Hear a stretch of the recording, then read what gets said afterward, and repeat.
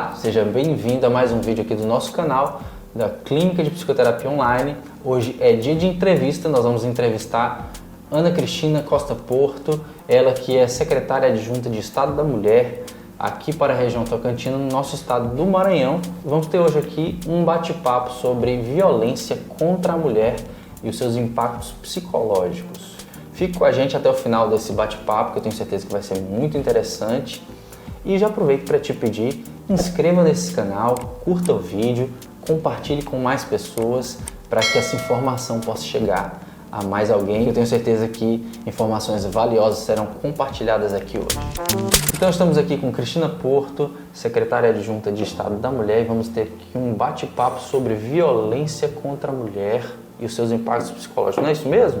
Exatamente. Esse é um tema extremamente relevante, importante. E para mim é um prazer estar aqui neste canal, Diego. Esse canal que é tão importante, trazendo informações tão relevantes para aqueles que estão acessando. Muito bem. Queria que a senhora falasse um pouquinho sobre a sua formação e também sobre a sua atuação hoje enquanto secretária adjunta de Estado, não é isso? Exato. Minha formação é na área da educação. Eu sou pedagoga, sou especialista em psicopedagogia e também sexualidade humana, uma área que eu gosto muito. E hoje estou graduando em psicologia. São áreas que para mim são muito importantes, principalmente porque me ajudam a entender melhor esse fenômeno da violência doméstica e familiar contra a mulher. É um assunto que não diz respeito apenas a nós aqui nesta região, no Maranhão, mas no Brasil e no mundo. E é algo que tem trazido preocupação para toda a sociedade. O aumento da violência doméstica e familiar contra a mulher tem sido um motivo de grandes preocupações para as autoridades, para a sociedade de um modo geral. E nós precisamos realmente falar desse tema, até mesmo quebrar tabus.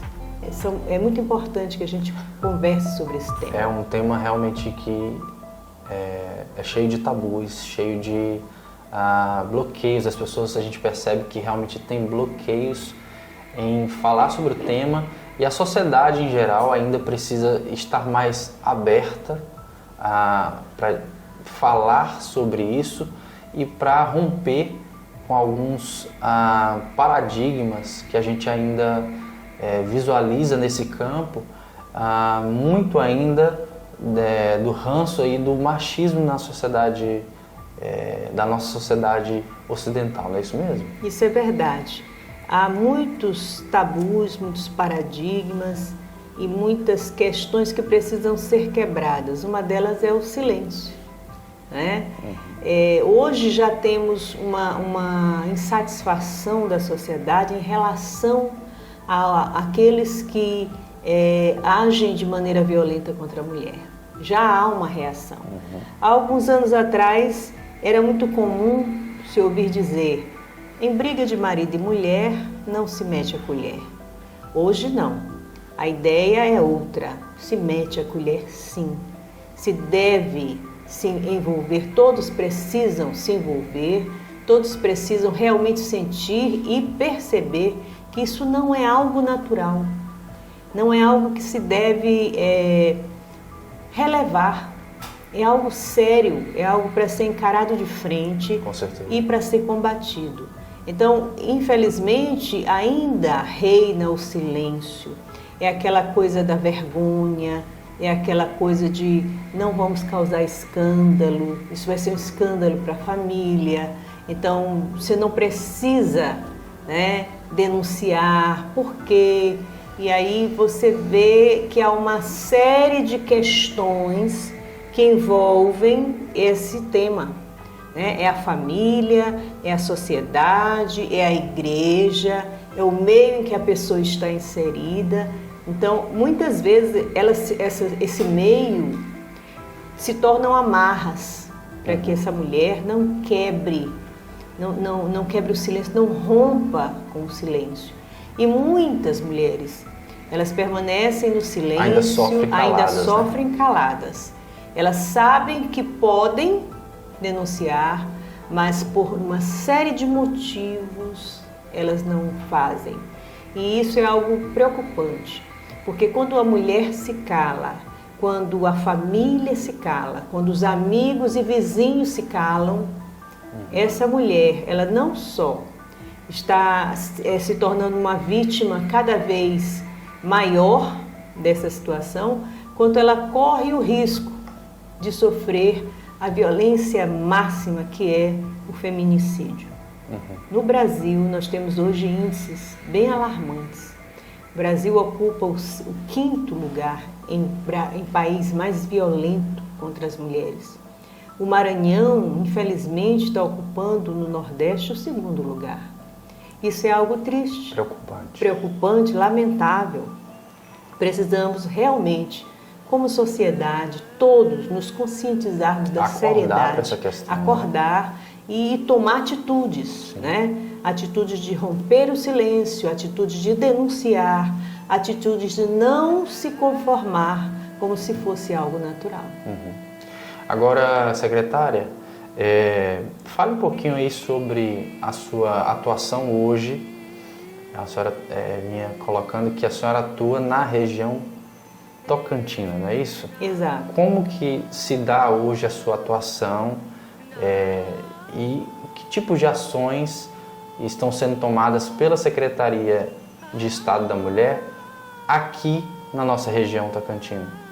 A Secretaria de Estado da Mulher, ela foi criada para promover políticas públicas que atendam as mulheres em situação de violência e aquelas que estão em vulnerabilidade social. Porque a gente sabe que uma boa parcela de mulheres vítimas da violência, elas são dependentes financeiramente de seus agressores. Então ela precisa, né, aprender uma profissão, ela precisa ter algum recurso para sair daquela situação de dependência. Muitas mulheres são mães, elas pensam nos filhos e de fato elas precisam do sustento dos filhos e é algo que preocupa demais uma mulher e inclusive um dos fatores que impedem essa mulher de quebrar o silêncio. Então o que a Secretaria... Às vezes o agressor é arrimo de família. Exatamente. Né? É quem sustenta a casa financeiramente. Então, muitas ficam nessa dependência. É aquela ideia, financeira. Ruim com ele, pior sem ele. Né? Então, dentre, claro, outros fatores que... Exato, tem vários fatores. Impedem romper esse silêncio. Né? Esse romper desse silêncio. A Secretaria de Estado da Mulher, então, o governo do Estado criou a Casa da Mulher Maranhense, né, no governo passado, do então governador Flávio Dino. Hoje, atualmente, o governador Carlos Brandão tem mantido esse trabalho, inclusive abrindo outras casas, né? Casas que, na verdade, são instituições que congregam em si vários órgãos, né? Que órgãos são esses? A Delegacia Especializada da Mulher, a Vara Especializada da Mulher, né? Ali ela vai ter uma defensoria, ali ela vai ter seu BO registrado, ela vai ter um acompanhamento psicológico, ela vai ter acompanhamento assistencial, né, com assistentes sociais, ela vai poder fazer pedido de medida protetiva. Se ela possui filhos, ela vai também poder pedir a ajuda financeira para manter aquelas crianças. Em casos extremos, muitas vezes essa mulher precisa sair de casa, então ela é levada para uma casa de passagem, onde ela fica por até 3 meses, né? E ela pode, inclusive, caso ela se enquadre nos requisitos, ela pode pedir um aluguel social, ela pode ter a oportunidade de gratuitamente receber todos esses serviços como apoio para que ela saia daquela situação, né, do ambiente de agressão, de violência, de dependência. Essa mulher tem essa ajuda. E o governo do estado, então, tem feito isso de maneira muito efetiva. Aqui na região, o que fazemos? Nós temos aqui a Casa da Mulher Maranhense, que tem todos esses órgãos já falados, inclusive a Patrulha Maria da Penha, que é uma patrulha especializada para atender, prender, se pega em flagrante, o agressor. Então, nós temos ali todo um atendimento. Esse é um órgão criado e mantido pelo governo do estado através da Secretaria de Estado da Mulher.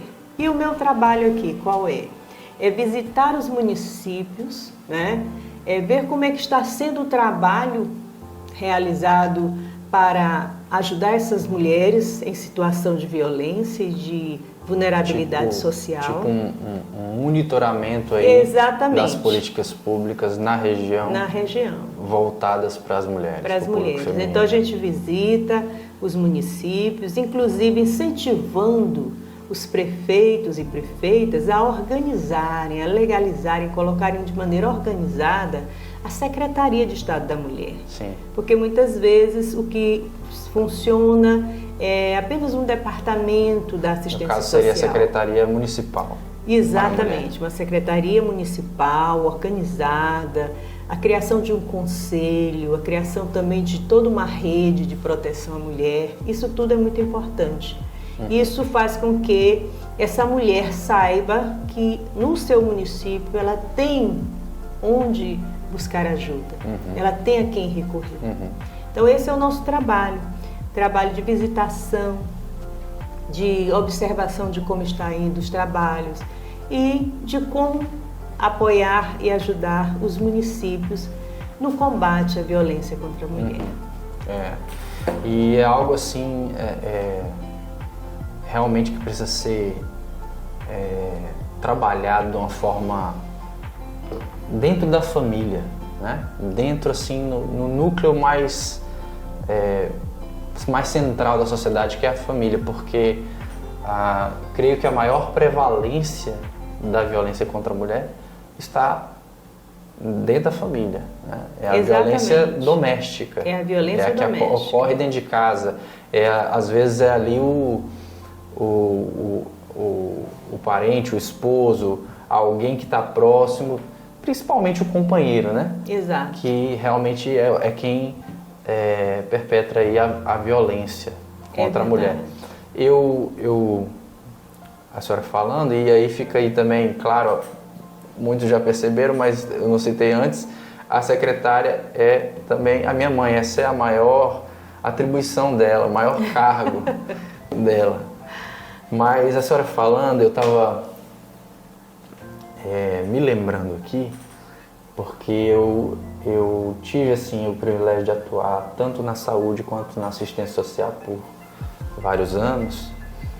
E nas duas esferas eu tive que atender diversos casos de violência contra a mulher, seja mulheres maduras, seja também adolescentes, meninas, porque também estão inclusas aí nas políticas públicas para as mulheres e nesse nosso debate aqui nesse assunto. Eu lembro bem que certa vez eu estava atuando no CREAS, que é o Centro de Referência Especializado de Assistência Social em um município, e eu atendi esse caso de uma criança, né? Ela deveria ter ali por volta dos seus 8 anos de idade, alguma coisa nesse sentido. E havia uma suspeita de que ela tivesse sido abusada, violentada pelo irmão. E o irmão era um pré-adolescente. Ali, início de pré-adolescência, tinha um pouco mais de idade do que ela, coisa pouca, né? E a gente foi atender, né? Foi atender tanto a ela quanto ao suposto agressor, o irmão. E nos nossos atendimentos, infelizmente, a gente identificou que, de fato, o abuso acontecia, a violência acontecia, e ao investigar mais profundamente, porque toda essa questão gera burburinho, gera conversa, né? E muita gente rapidamente quer achar culpados e quer apontar dedos, mas ao investigar mais profundamente nós descobrimos também que esse irmão era outra vítima. Ele era uma outra vítima, ele já havia sofrido outros abusos e violências. Ele estava reproduzindo um comportamento que ele tinha vivenciado, tinha experimentado e que na compreensão deturpada dele, né, perturbada com certeza por conta do ocorrido, para ele era algo que na concepção dele não tinha não era grave, né? Era normal. Colocando dessa maneira, era algo que... E, assim, não que isso justifique o ato, mas isso nos faz pensar que, na verdade, muitas vezes a coisa está tão complicada, tão difícil, a situação é tão mais delicada do que nós podemos imaginar, e a gente se depara com situações como essa, né? De uma vítima revitimizando outras pessoas, né? E quantos agressores também já não foram agredidos? Isso nos faz nos questionar. É verdade. Outras vezes eu atendi crianças pequenas também que havia a suspeita de abuso por parte de pai, padrasto, e assim, vários casos a gente teve que atender ao longo da nossa atuação, também na saúde. As pessoas já vinham, porque nós atuamos também tanto na atenção básica quanto na atenção psicossocial, no CAPS, e a gente tinha que atender já pessoas que estavam sofrendo transtornos mentais, né? Por conta, quando a gente ia entendendo mais da situação, a raiz era fruto de violência, né? A violência desencadeava Na verdade, o que você está colocando aí é uma das explicações da perpetuação da violência. Sim.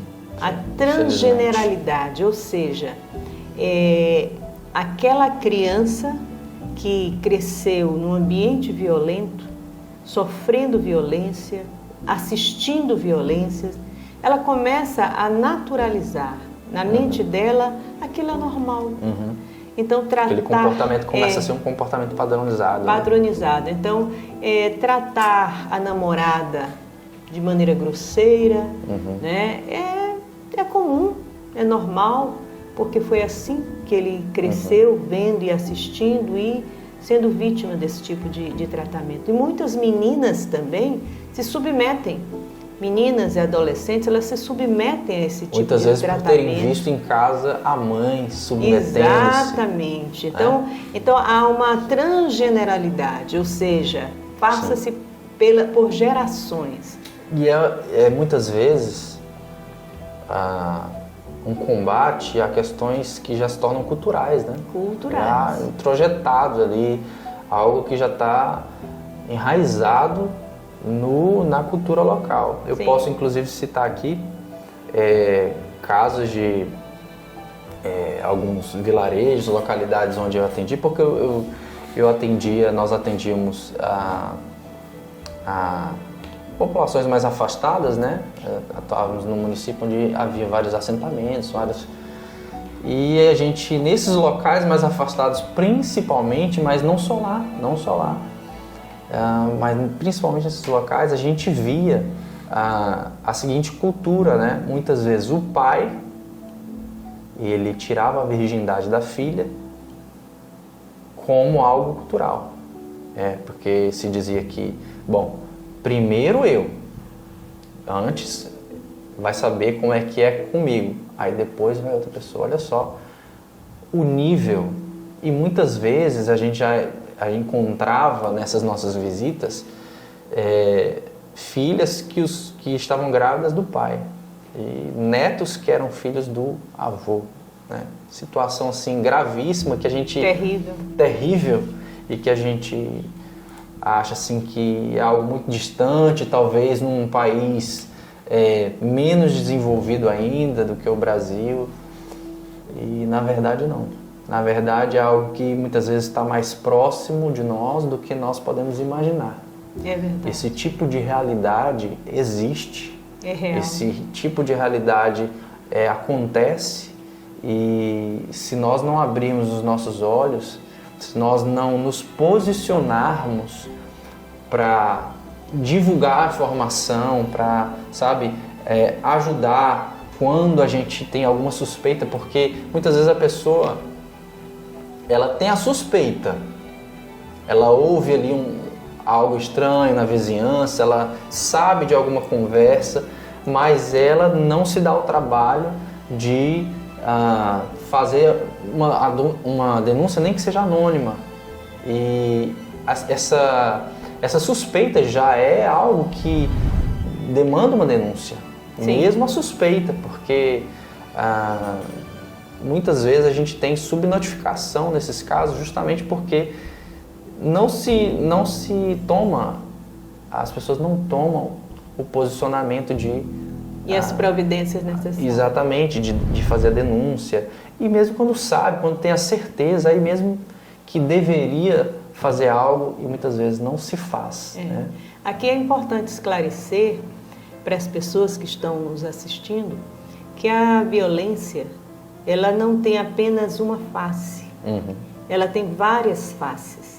Existem vários tipos de violência. Vários tipos de violência. Então, nós temos a violência sexual, que é forçar uma pessoa a participar ou assistir, né, a atos sexuais contra a sua vontade. Nós temos a violência patrimonial, que é subtrair bens, né, itens da pessoa, impedindo-a de ter uma vida normal, decente, né, de usufruir das coisas normais da vida, como subtrair o celular da pessoa, o dinheiro da pessoa, os documentos da pessoa, né, as roupas da pessoa. Então, coisas assim que parecem absurdas, mas que acontecem demais, né? Esse controle sobre a pessoa. Também a violência moral, que denunciar, fazer denúncias, afirmações contra a moral da pessoa, contra a dignidade da pessoa. Isso é algo muito grave, a gente está vendo muito isso hoje em dia, através das redes sociais, né? Esse é um crime e a gente precisa combater. Pessoas que colocam a público fotos, vídeos íntimos, isso é algo muito grave, muito sério. Isso é uma violência grave, né? Uma quebra dos direitos humanos. Nós temos também a violência, que essa é uma das mais praticadas e pouco identificadas como violência, que é a psicológica. É aquela violência de palavras negativas, tu não vale nada, tu não presta, quem vai te querer, né? Esse tipo de palavra que derruba a pessoa, que destrói a autoestima da pessoa. De desprezo. De desprezo. E isso é muito comum. De baixo calão. Exato. E aí a mulher, muitas vezes, ela nem percebe que ela está sendo vítima de uma violência. Então são N modos. Não só a violência sexual, né? Não só a violência nem sexual. A violência física, que são as mais... Né? A violência física, ela é a mais percebida, porque deixa o arranhão, deixa a facada, deixa a roxura no olho, o braço quebrado. Mas a violência psicológica, inclusive, ela é a raiz de tudo, ela começa dessa forma. E ela vai desencadeando outras violências até culminar na violência máxima, que é tirar a vida da pessoa. Sim.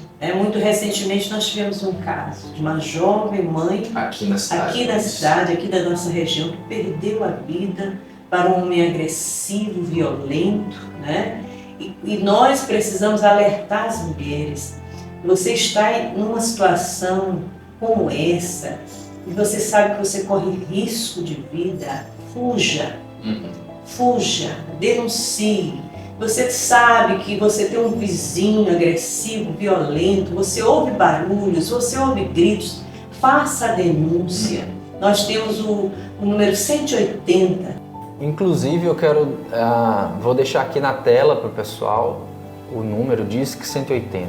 E 190 também. 190 da Polícia Militar, no caso. Militar, né? e 180. E 180 que é um número dedicado nacionalmente para esse tipo de questão, violência contra a mulher, não é isso? Contra a mulher, exatamente. Disque 180. Então você não precisa se identificar. Olha, é muito importante, às vezes a pessoa tem dificuldade de fazer uma denúncia, porque tem medo de se identificar, né? É alguém próximo a mim, não quero me identificar, não quero mexer com isso. Veja bem, você não precisa se identificar. Exatamente. Não é isso? A pessoa não precisa se identificar, a pessoa pode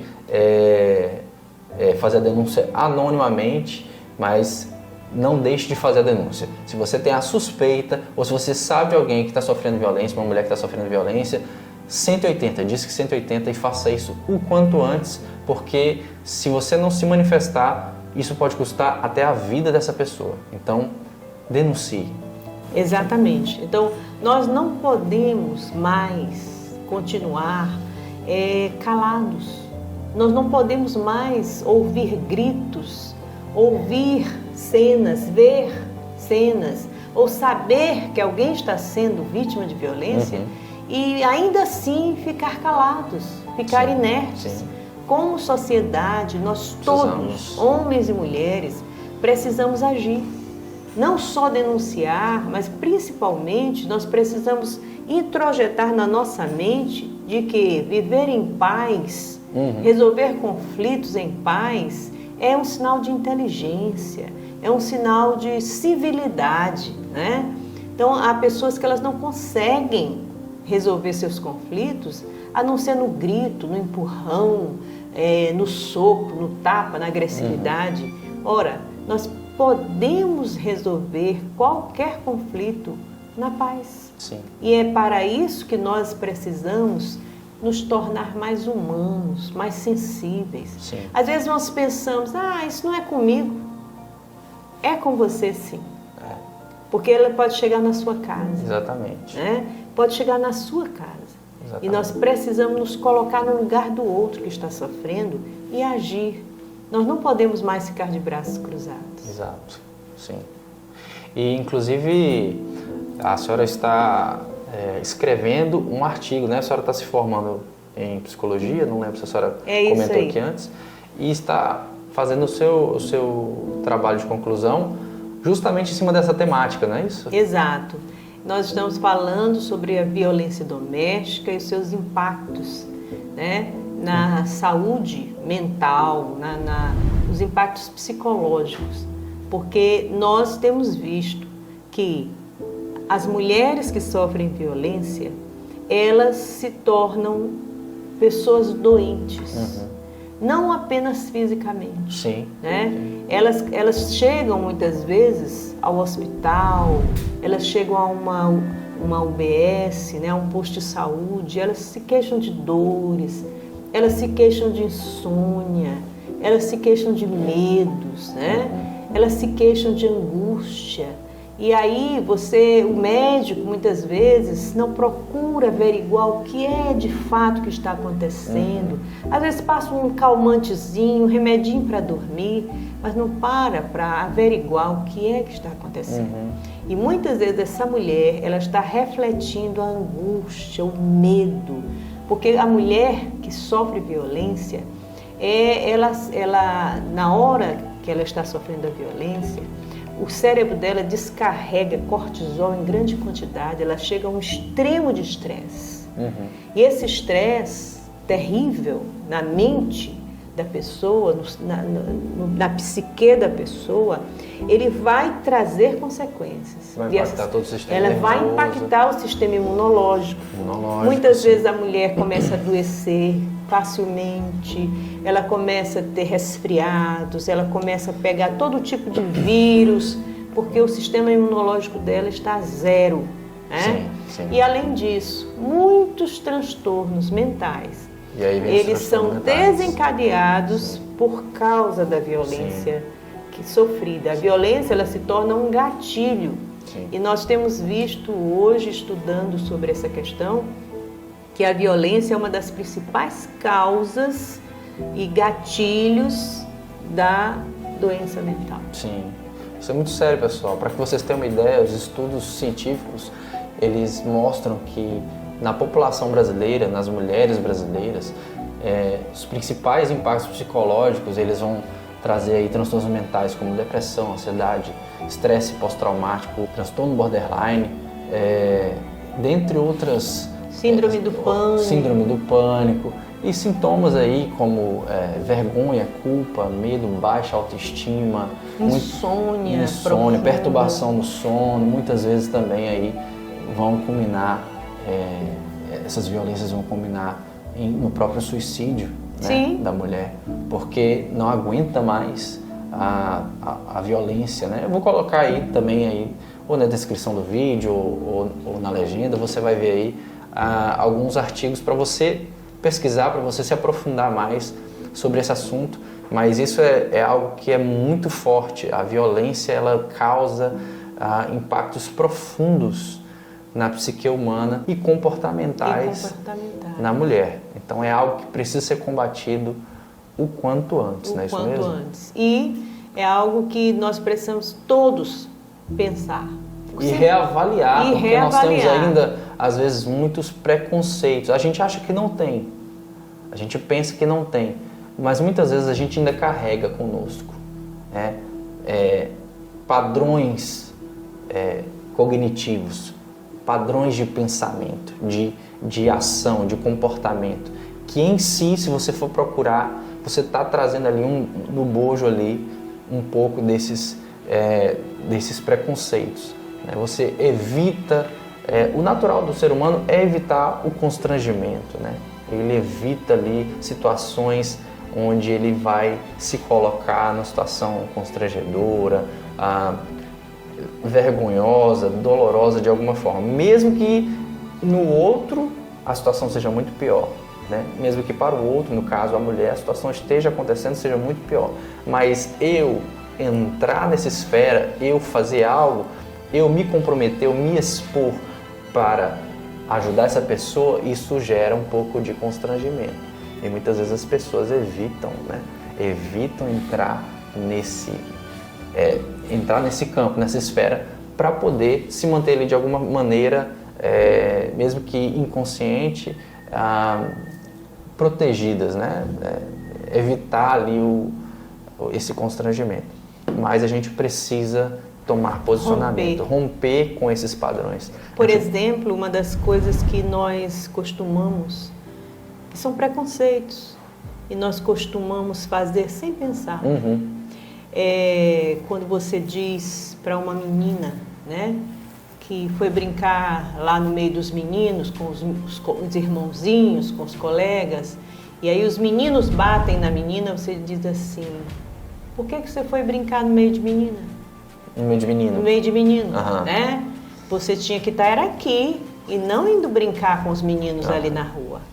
Ou seja, você está legitimando a ação dos meninos. Dos meninos, né? De fato. Quando um menino, um pai, por exemplo, é chamado na escola e a direção da escola diz: olha, seu filho está importunando as meninas, está levantando a saia delas, né? Está aborrecendo, puxando cabelo e tal.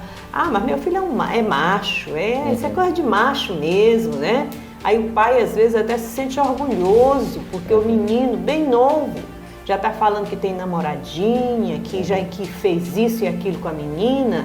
Ah, meu filho é macho mesmo. Não, isso não é ser macho, isso não é ser homem, né? Homem que é homem respeita a mulher. Nós precisamos ensinar. Eu diria até assim, que isso é ser macho. No sentido mais animalesco. Exato. Porque isso aí o cachorro também faz com a cadela. Né? A cadela está no cio, ele não está preocupado se depois ele vai ter que ajudar ela a cuidar dos filhotes, não. Ele está preocupado em cobrir ela ali e fazer o serviço, depois ela que se vire para lá. Isso é coisa de macho. Mas não é coisa de homem. Né? Homem de verdade respeita, é diferente. Né? Respeita. Homem raciocina, ele pensa, ele é um ser racional, ele não é simplesmente um animal. Exato. Porque E o que a nós gente vê é precisamos comportamentos ensinar animalescos. os nossos meninos a honrarem as suas irmãs, a respeitarem as suas colegas, a respeitarem e honrarem as suas namoradas, para que eles também possam vir a respeitar suas esposas, Sim. suas mulheres, suas companheiras. Nós precisamos quebrar isso dentro de casa. Você, pai, você precisa ser um pai amoroso, um pai que dá exemplo para os seus filhos, um cavalheiro, um homem de verdade. O homem de verdade, ele não se aproveita da sua força para humilhar, para espezinhar, né? Para desonrar, para humilhar a mulher. Pelo contrário, ele casou ou ele está vivendo com ela para acolher, né? Para dar amor, para proteger. É para isso que você está na função de homem, de pai, né? De marido dessa mulher. Então nós precisamos refletir como família, como pai, como mãe, como filhos. Todos precisamos refletir e todos precisamos nos unir para combater esse mal que é uma vergonha, uma mancha vergonhosa na nossa sociedade. É verdade. Foi um prazer esse nosso bate-papo. Últimas considerações, quiser deixar para o pessoal de casa? Então, para mim é um prazer estar aqui podendo colaborar nesse canal do Diego, né? E ele de fato é um grande profissional e fico feliz de ver que ele tem produzido conteúdos de tanta relevância como este, a questão da violência doméstica, né? Então, nosso desejo é que todos que nos assistam se sensibilizem, se envolvam com essa questão, que é realmente de extrema importância. E quero aproveitar para fazer um convite. Agora, dia 13 de dezembro, nós teremos aqui em Imperatriz a culminância de um encontro que tem sido realizado nas regionais em todo o Maranhão. É a Caravana Maranhão Todos por Elas. Nós vamos ter aqui no dia 13 de dezembro um encontro, né, dessas caravanas de pessoas que vão vir, políticos, governador, prefeitos, vereadores, vereadoras e todas as pessoas que de alguma forma estão envolvidos e trabalham e se sensibilizam com esse tema e gostam. Nós vamos estar reunidos o dia todo, a partir das 8h30, no dia 13 de dezembro, no Templo Central das Assembleias de Deus, aqui em Imperatriz. E vai ser um grande encontro. E eu estou fazendo esse convite porque esse convite é aberto a todos. Nós vamos deixar o link de inscrição, né, aqui para vocês. E seria realmente maravilhoso se você se mobilizasse para ir, convidasse amigos e amigas, pessoas para participarem desse grande encontro. Legal. E eu agradeço a oportunidade e até lá. Eu espero que você aceite o nosso convite e até lá. Legal. Nós vamos deixar então aqui na descrição do vídeo, tá? O link para fazer a inscrição na caravana Todos por Elas, não é isso? Maranhão. Caravana Maranhão Todos por Elas, para você estar se inscrevendo e participando. Também esse link de inscrição também está lá na bio do perfil da secretária. Você pode, eu vou deixar também aqui o arroba para você estar seguindo ela e já se inscrevendo no evento também. E por último, eu quero deixar o último recado, primeiro agradecer a você que nos acompanhou até aqui, dizer que outros vídeos como esse, outras entrevistas, outros vídeos com conteúdos relevantes estão sendo pensados e preparados para trazer aqui para o canal. E antes de mais nada, se você ainda não fez isso até agora, curta esse vídeo, compartilhe com mais pessoas, não deixe de inscrever-se aqui no canal, considere inscrever-se para não perder os nossos próximos conteúdos que nós vamos estar preparando para compartilhar com vocês. Conteúdos sobre psicologia, sobre relacionamentos, sobre inteligência emocional, sobre logoterapia, sobre diversas coisas que tenho certeza que vão fazer todo sentido para você e para mais alguém com quem você vai compartilhar esses vídeos, tá certo? Então, faça isso, inscreva-se aqui e a gente se vê no próximo vídeo. Tchau, tchau.